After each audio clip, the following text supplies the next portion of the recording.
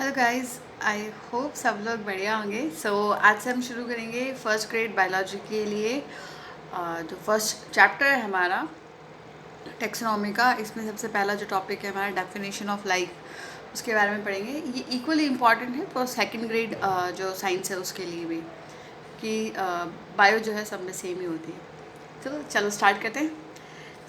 देखो, पहले टेक्सोनॉमी में जो है डेफिनेशन ऑफ लाइफ, तो लाइफ क्या होती है।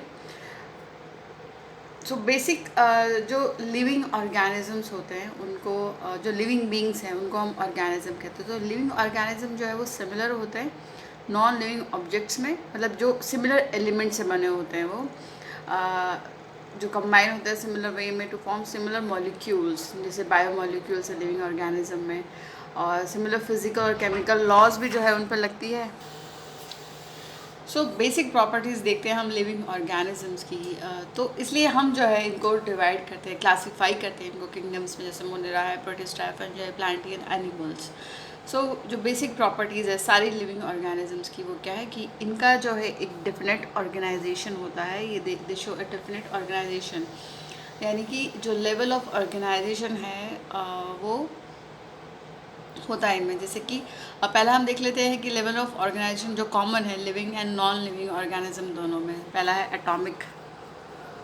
एटॉमिक लेवल, जो लोएस्ट लेवल ऑफ ऑर्गेनाइजेशन है दोनों में, लिविंग नॉन लिविंग में, वो सारे एटम्स से बने होते हैं। एटम्स जो है जैसे कि बेसिकली फोर एलिमेंट्स जो है हम बने होते हैं जो लिविंग ऑर्गेनिजम्स हैं, जैसे कि कार्बन है, हाइड्रोजन है, carbon, hydrogen and then nitrogen and oxygen, and 1% जो है अदर एलिमेंट्स भी होते हैं। तो सिमिलरली जो नॉन लिविंग मैटर है उनमें भी एलिमेंट्स होते हैं, जैसे कि सिलिका, कैल्शियम, आयरन, और ये कार्बन, हाइड्रोजन, नाइट्रोजन, ये सब उसमें सिमिलर मतलब रहता है। तो ये एक कॉमन कैरेक्टर हो गया लिविंग एंड नॉन लिविंग का।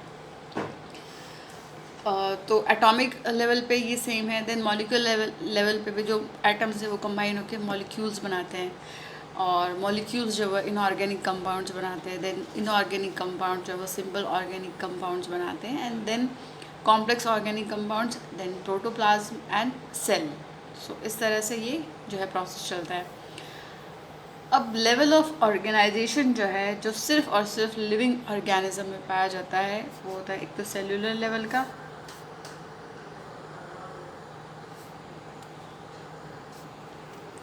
एक है सेल्यूलर लेवल पे जो ऑर्गेनिज्म होते हैं, जो मल्टी सेलुलर ऑर्गेनिज्म होते हैं वो सेल से बने होते हैं। सेल्स जो है बेसिक यूनिट ऑफ लाइफ होती है, basic structural and functional unit है ऑफ लाइफ, एंड इसमें जो है स्मॉलेस्ट लेवल ऑफ ऑर्गेनाइजेशन जो है लिविंग ऑर्गेनिज्म का वो भी सेल से बना होता है। Then there is tissue level of organisation. तो जो सेल है ये मिलके जो है टिश्यू बनाते हैं। एक पर्टिकुलर उनका फंक्शन जो है वो सेम होता है, कॉमन ओरिजिन होता है, कॉमन फंक्शन होता है। ये सब जो सेल है वो मिलके एक टिश्यू बनाते हैं। फॉर एग्जांपल जैसे कि जाइलम है प्लांट्स में, वो कंडक्ट करता है वाटर एंड मिनरल्स को इन प्लांट। तो ये जो सारे सेल हैं जाइलम के, ये मिलके एक टिश्यू बना रहे हैं, जाइलम टिश्यू। देन है ऑर्गन लेवल ऑफ ऑर्गेनाइजेशन, ये सिर्फ लिविंग में पाया जाता है, ठीक है। डिफरेंट टिश्यू जो है मिलके एक ऑर्गन बनाते हैं, जैसे कि हमारे जो लंग्स हैं, हमारी लिवर है, जो दिल, जिगर, गुर्दे, फेफड़े, समझे। तो ये सारे जो है ऑर्गन लेवल का ऑर्गेनाइजेशन है। देन है ऑर्गन सिस्टम, ऑर्गन मिलके ऑर्गन सिस्टम बनाते हैं। जैसे कि हमारा नर्वस सिस्टम है, हमारा डाइजेस्टिव सिस्टम है, सारे सिस्टम जो है ये डिफरेंट ऑर्गन से मिलके बनते हैं। एंड देन यहाँ पे इंडिविजुअल और ऑर्गेनिज्मिक लेवल का जो है, जैसे कि एक मल्टी सेलुलर इंडिविजुअल है, उसमें बहुत सारे ऑर्गन सिस्टम हो सकते हैं, जैसे कि हम हैं तो हमारे में डिफरेंट ऑर्गन सिस्टम है, उससे मिलके हमारी जो है पूरी बॉडी बनी है। ये एक ऑर्गेनिज्मिक लेवल जो है ऑर्गेनाइजेशन का है यहाँ पे। देन उसके अलावा जो है दे हैव सेल्यूलर नेचर, जो बेसिक प्रॉपर्टी है लिविंग ऑर्गेनिजम्स की, कि इनका जो नेचर होता है वो सेल्यूलर होता है, यानी ये किससे मिलके बने होते हैं, बहुत सारे जो है सेल से मिलके बने होते हैं, या तो ये आइदर यूनिसेलुलर होते हैं जैसे कि अमीबा है, पैरामीशियम है, एंड मल्टी सेलुलर हो सकते हैं जैसे कि मैन है। और उसके अलावा ये शो करते हैं coordination between different parts of body to maintain homeostasis, यानी कांस्टेंट इंटरनल इन्वायरमेंट बनाएंगे हम इनसाइड द बॉडी। होम्योस्टैटिस जो है वो होता है जो कांस्टेंट इंटरनल टेम्परेचर जो है हमारा वो हम मेंटेन करते हैं, स्टेडी स्टेट जो है उसको मेंटेन करना, है ना। तो ये एक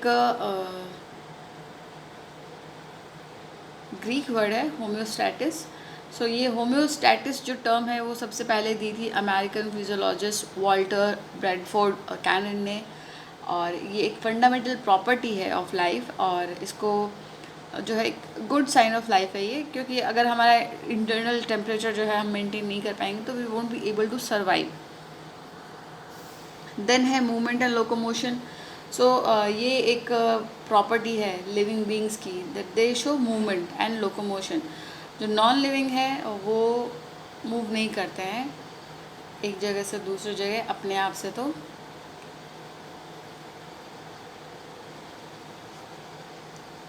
इसके लिए जो है हमारी एबिलिटी है, हम मूव कर सकते हैं। हमारे जो है डिफरेंट जो पार्ट्स हैं, जैसे हमारे लेग है, so they help us in movement and locomotion.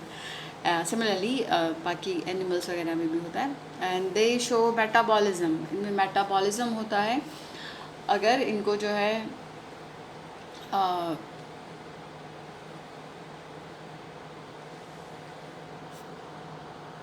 So metabolic activities जो फंक्शंस हैं वो शो करते हैं हम in the presence of energy, यानी अगर हमको फूड मिलेगा तो फूड से हमको एनर्जी मिलती है, एंड वही जो है मेटाबॉलिज्म होता है हमारे।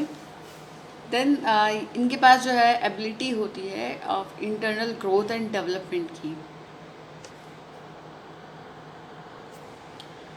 सो ग्रोथ जो है that is a most important characteristic है लिविंग ऑर्गेनिज्म का। ग्रोथ जो है उसको डिफाइन कर सकते हैं हम परमानेंट इंक्रीज इन साइज़ और वेट और वॉल्यूम ऑफ एन ऑर्गेनिज्म, और उसकी जो बॉडी पार्ट्स हैं, जैसे कि बिल्ली के बच्चे हैं वो कैट जो किटन्स है दे ग्रो इनटू कैट्स, और पपीज़ जो है वो डॉग में कन्वर्ट हो जाते हैं, ह्यूमन बेबीज़ जो है वो एडल्ट बन जाते हैं। सो ग्रोथ जो है वो इन्वॉल्व करती है कि जो साइज़ है सेल की वो इंक्रीज़ होती है। देन नॉन लिविंग उनका एडिशन होता है जो मटेरियल्स हैं, जैसे कि इंटरसेलुलर मैट्रिक्स है, फाइबर्स है कनेक्टिव टिश्यू के, ये सारे जो है सेल से सीक्रेट होते हैं। तो इनके एडिशन से भी जो है डेवलपमेंट जो ग्रोथ है वो हो रही है यहाँ पे। देन सेल डिविजन से जो नंबर ऑफ सेल्स इंक्रीज़ हो रहे हैं वो भी एक ग्रोथ है जो कि सेल साइकिल में होता है, एंड इसके बारे में हम आगे पढ़ेंगे। सो ग्रोथ जो है वो रिजल्ट करती है इनटू ग्रेटर एनाबॉलिक यानी synthetic process over the catabolic जो एक डिस्ट्रक्टिव प्रोसेस होता है in an organism. And then there is development. So development in general जो है देखो जो ग्रोथ होती है उसमें 3 प्रोसेस होते हैं, है ना। एक सेल प्रोलिफ्रेशन होता है, देन सेल इनलार्जमेंट होता है, then secretion of large amount of extra cellular matrix. So growth important part है डेवलपमेंट का and continuing throughout life. और अर्ली एम्ब्रियोनिक डेवलपमेंट स्टेजेस जो हैं they constitute pre functional states of life. Then biological process जो है growth का and differentiation जो है that enables the animals to enter the functional state of life, and so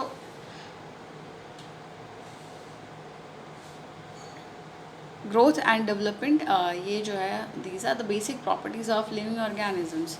then यहाँ पे specific receptors हैं हम लोगों के पास जिनसे हम जो है महसूस कर सकते हैं जो चीज़ें हैं उनको।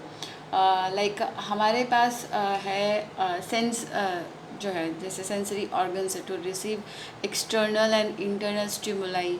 स्पेसिफिक इफेक्टर्स होते हैं हमारे पास जैसे मसल्स है, ग्लैंड्स है to have specific responses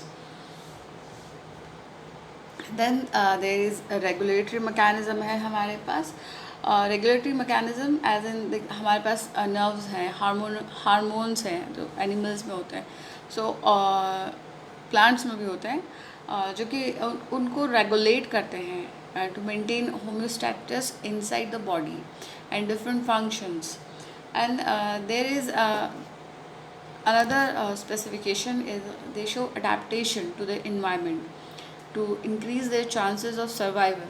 So अगर हम अपने environment के उसमें adapt नहीं कर पाएँ तो we won't be able to survive. तो ये धीरे धीरे जो है evolution में और adaptation की वजह से ही जो है हम यहाँ पे सर्वाइव कर पाएँ अब तक। सो अडेप्टेशन जो है उसको डिफाइन किया जा सकता है as characteristic of an organism which makes the organism better suited to its environment. और अडेप्टेशन जो है वो इम्प्रूव करता है जो परफॉर्मेंस एंड सर्वाइवल है एक ऑर्गेनिज्म का उसके इन्वायरमेंट में। एंड जो individuals with favourable characteristics replace those with less favourable characteristics through adaptation, यानी जो उनको सर्वाइव करने में मदद करते हैं ऐसे जो कैरेक्टरिस्टिक्स है उनको वो अडाप्ट कर लेंगे और जो नहीं कर पा रहे हैं उनको वो छोड़ देंगे। और अडेप्टेशन जो है वो इम्प्रूव करता है match between organism and their environment. Adaptation जो है उसको हम क्लासीफाई कर सकते हैं शॉर्ट रेंज और टेम्परेरी और long range and permanent adaptation. Okay, so उसके बाद जो है हम जो है वेरिएशन शो करते हैं, जो लिविंग ऑर्गेनिजम्स है वो वेरिएशन शो करते हैं।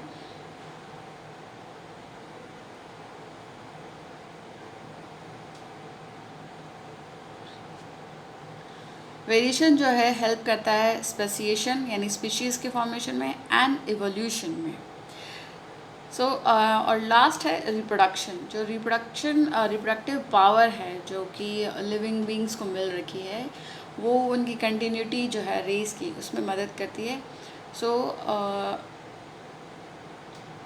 ये मोस्ट इम्पॉर्टेंट लाइफ फंक्शन है and is the only way that living things can जो है अपने आप को जो है कंटिन्यू रख सकते हैं। और यहाँ पे नंबर ऑफ़ डिफरेंट वेज़ हैं जिसके थ्रू जो है ऑर्गेनिज्म रिप्रोड्यूस करते हैं। और जो रिप्रोडक्टिव प्रोसेस है उसमें दो तरह का होता है, एक asexual and other asexual reproduction.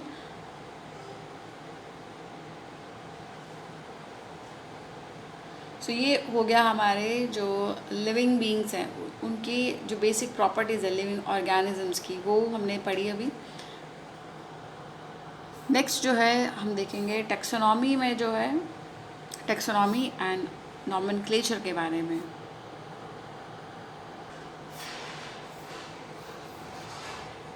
So taxonomy जो है देखो क्या है कि ये एक आर्ट है identifying distinction among organism and placing them into groups. So इसमें हम क्या कहते हैं कि जो मोस्ट सिग्निफिकेंट फीचर है रिलेशनशिप्स है अमंग द जो ऑर्गेनिज्म है उनको हम एक ग्रुप में रखते हैं जिसको हम बायोलॉजिकल क्लासिफिकेशन कहते हैं। सो यहाँ पे देखो जो क्लासिफिकेशन है ऑर्गेनिज्म का उनको हम सिस्टमैटिक्स या फिर टैक्सोनॉमिस्ट जो है वो जो साइंटिस्ट होते हैं जो करते हैं उनको हम ये कहते हैं, और उनका सब्जेक्ट जो है उसको हम सिस्टमैटिक्स कहते हैं, ठीक है, और टैक्सोनॉमी कह सकते हैं। तो जो क्लासिकल टैक्सोनॉमी है वो बेस्ड है on all available information and to classify organism according to their origin, evolution and variation. तो इसको हम क्लासिकल टैक्सोनॉमी कहते हैं कि हम जो है ऑर्गेनिज्म को किस तरह से क्लासीफाई कर रहे हैं उनकी ओरिजिन के बेसिस पे, इवोल्यूशन के बेसिस पे और उनमें जो वेरिएशन है उसके बेसिस पे। सो हिस्ट्री जो है क्लासिफिकेशन की वो क्या कहती है हमको देखते हैं कि कब से जो है ये शुरू हुआ था। सो देखो हम जा सकते हैं back to Upanishad and Vedas में। तो जो हमारा वैदिक लिटरेचर है उसमें 740 जो है प्लांट्स और 250 एनिमल्स का जो है यहाँ पे क्लासिफिकेशन दे रखा है। और इसके अलावा भी दूसरे सिग्निफिकेंट कंट्रीब्यूशन है इस फील्ड में, जैसे छंदोग्य उपनिषद जो है उसमें एनिमल्स को जो है क्लासिफाई किया गया है इनटू 3 कैटेगरीज। तो विविपैरस यानी जीवजा, ओविपैरस अंडजा एंड माइन्यूट जो है उद्भिजा।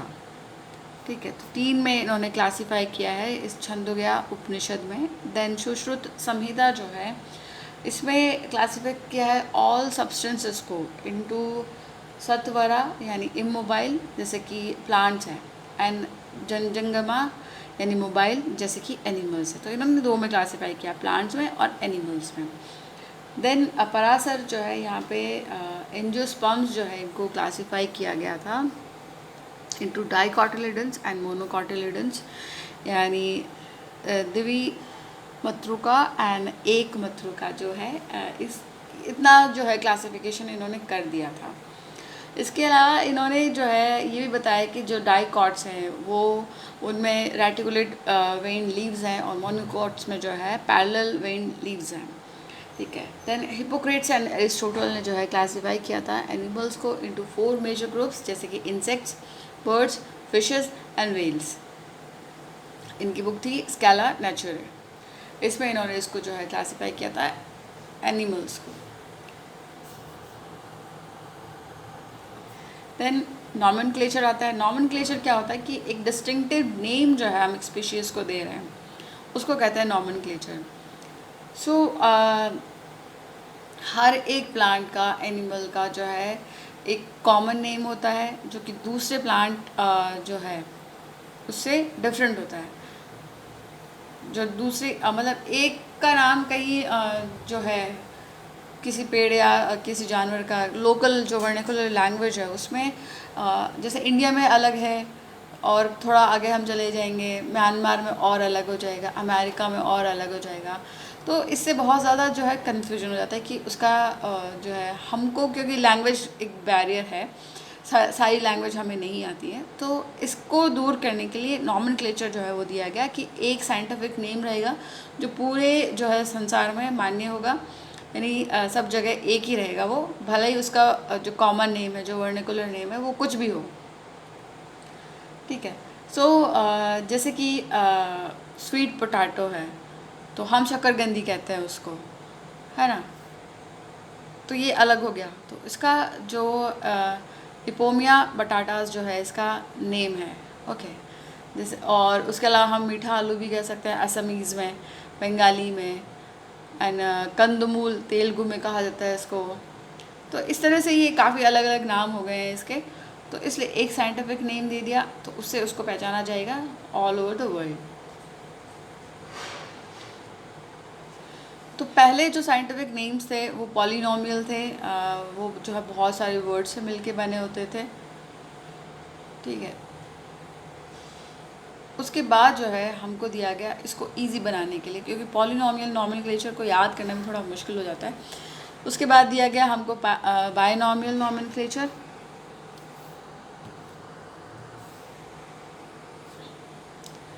सो ये जो है हमको किसने दिया था, जो स्वीडिश नेचुरलिस्ट हैं कैरोलस लिनियस।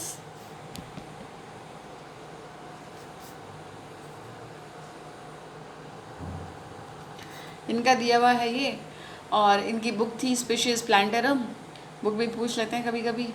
सो स्पीशीज़ प्लांटेरम इनकी बुक है।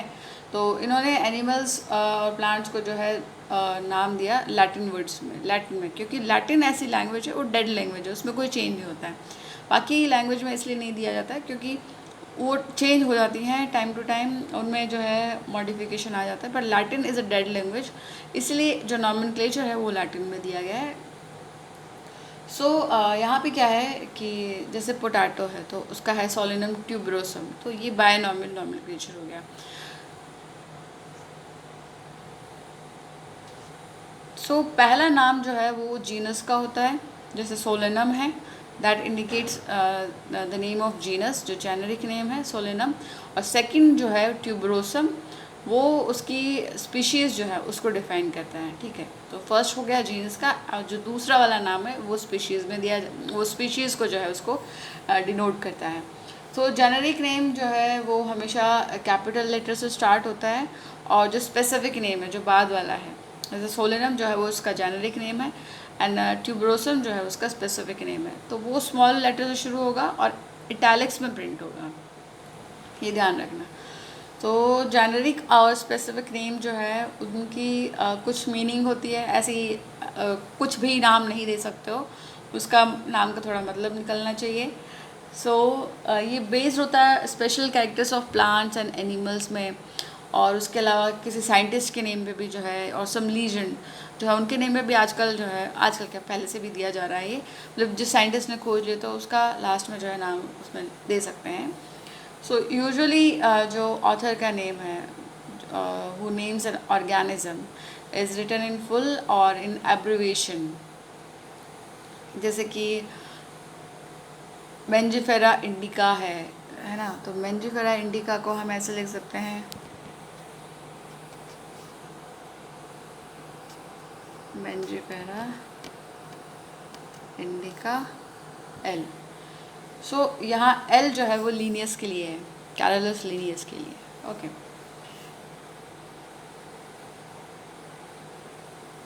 सो कभी कभी जो सिंगल स्पीशीज़ है उसको डिस्क्राइब किया जाता है under different names by different authors. So ये नेम जो है उनको हम कहते हैं सिनोनिम्स। इन सच केस जो name under which the species is first describe, मतलब जिसने सबसे पहले उसको डिस्क्राइब किया हो उसी को वैलिड कंसिडर करेंगे। यानी कि एक ही समय में मतलब मान लो कि आज मैंने नाम दे दिया किसी स्पीशीज़ को, कल किसी और ने दे दिया था, पर मान्य होगा क्योंकि पहले मैंने उसको डिस्क्राइब किया है, तो मेरा वाला मान्य हो जाएगा, मेरा वाला जो है वैलिड रहेगा। देन अब है ट्राइनॉमियल नॉमेनक्लेचर। इसमें क्या होता है कि कुछ स्पीशीज़ जो है वो डिविजिबल होती हैं इनटू स्मॉलर यूनिट्स, सब स्पीशीज़ और वैरायटीज़ में। So on the basis of the फाइनर differences ये नेम जो है वो दिए जाते हैं आफ्टर द स्पेसिफिक नेम्स। तो ये ट्राइनॉमियल या 3 वर्ड्स का जो है नेम बन जाता है, जैसे होमो सैपियंस यूरोपियस, तो ये यूरोपियन मैन है, जो यूरोपियन रेस है, तो इसलिए यहाँ पे यूरोपियस जुड़ गया है, जैसे होमो सैपियंस यूरोपियस, ठीक है। सो ये 3 नेम का हो गया, ट्राइनॉमियल नॉमेनक्लेचर हो गया। ये एक्सटेंशन है लीनियस का जो सिस्टम है उसके लिए ही।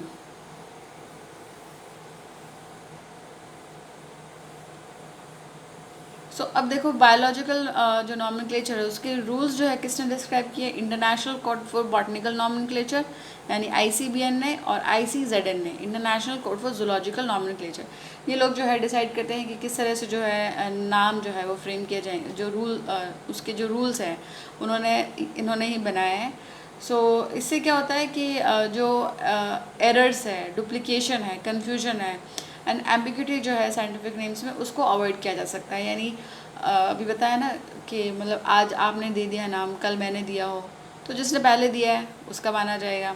डुप्लीकेशन नहीं होगा, यहाँ पे कोई एरर नहीं होगा, कोई कन्फ्यूजन नहीं होगा नेम्स में। सो जो कोड्स जो है वो establish and improve upon the international botanical and zoological Congress जो है वो होती है इसके लिए टाइम टू टाइम, उसमें जो है कोड्स को जो है इम्प्रूव किया जाता है, जो रूल्स हैं उनको इम्प्रूव किया जाता है। सो जो बैक्टीरिया और वायरस के नेम जो हैं वो डिसाइड किए जाते हैं by the international code of bacteriological nomenclature and international code of viral nomenclature. इनके लिए भी अलग से जो है ये संस्थान बने हुए हैं, इंस्टीट्यूशंस हैं। और प्लांट्स के लिए भी अलग है, international code of nomenclature for cultivated plants. अब देखो वैलिड नेम कौन सा होता है, उसमें वो एक टॉटोनिम नहीं होना चाहिए, यानी same generic and same specific name नहीं होना चाहिए उसका। जो नया नाम है वो बायनोमियल नॉमेनक्लेचर के अकॉर्डिंग ही दिया जाना चाहिए with abbreviation of author's name. और स्पीशीज़ वाला जो है स्पेसिमेन जो है वो डिस्क्राइब होना चाहिए in Latin, and the type specimen is kept in a recognise herbarium, और कलेक्शन में उसको जो है रखा होना चाहिए, जो स्पीशीज़ का जो स्पेसिमेन है उसको भी रखा होना चाहिए। और न्यू नेम जो है वो पब्लिश होना चाहिए इन वाइडली सर्कुलेटेड स्पेसिफिक जर्नल्स में, तभी जो है वो वैलिड माना जाएगा। और जो जो प्रीवियसली गिवन नेम्स है ऑर्गेनिज्म के, है ना, वो भी जो है इंडिकेटेड होने चाहिए। And if the new name is higher than species, the taxonomic category is indicated. So यहाँ पे ये जो है वैलिड नेम के इन्होंने बताए रूल्स। सो नेक्स्ट वीडियो में हम पढ़ेंगे टाइप ऑफ स्पेसिफिकेशन के बारे में, टैक्सोनॉमिक हायरार्की के बारे में, और जो स्पीशीज़ का कॉन्सेप्ट है और बायोलॉजिकल क्लासिफिकेशन का जो सिस्टम है, इन सब के बारे में हम पढ़ेंगे नेक्स्ट वीडियो में। तब तक अच्छे से पढ़ाई कीजिए, अपना ख्याल रखिए। All the best, thank you.